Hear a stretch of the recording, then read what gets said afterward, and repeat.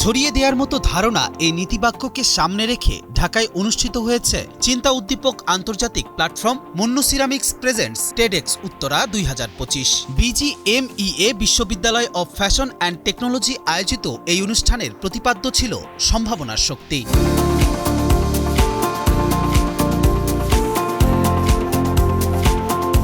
অনুষ্ঠানে সমাজ, শিক্ষা, প্রযুক্তি, শিল্প ও মানবিক উন্নয়নে অবদান রাখা 15 জন বিশিষ্ট বক্তা তাদের অভিজ্ঞতা ও ভাবনার কথা তুলে ধরেন।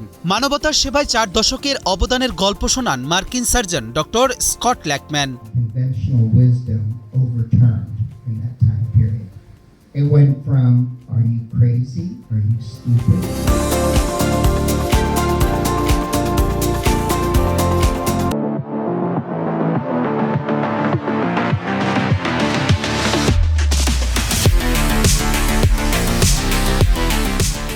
প্রযুক্তি শিক্ষায় অনুপ্রেরণার কথা বলেন অধ্যাপক মোহাম্মদ কায়কোবাদ। ফ্যাশনের মাধ্যমে গ্রামীণ কারুশিল্পকে বিশ্ব দরবারে তুলে ধরার অভিজ্ঞতা শেয়ার করেন বিবি রাসেল।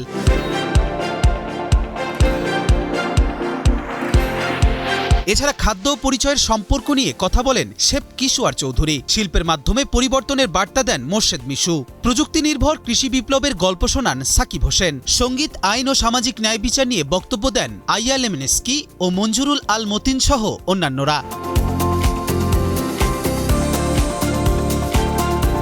অনুষ্ঠানে আরও উপস্থিত ছিলেন মুন্নু সিরামিক্সের ব্যবস্থাপনা পরিচালক রাশেদ মইনুল ইসলাম, চলচ্চিত্র পরিচালক অমিতাভ রেজা চৌধুরী, মিডিয়া ব্যক্তিত্ব আব্দুল নূর তুষার, লেখক বাদল সৈয়দ, মার্কেটিং পরামর্শদাতা অমিতাভ মিত্র, গ্রামীণ হেলথ কেয়ার লিমিটেডের সিইও ডক্টর আহমেদ আরমান সিদ্দিকী।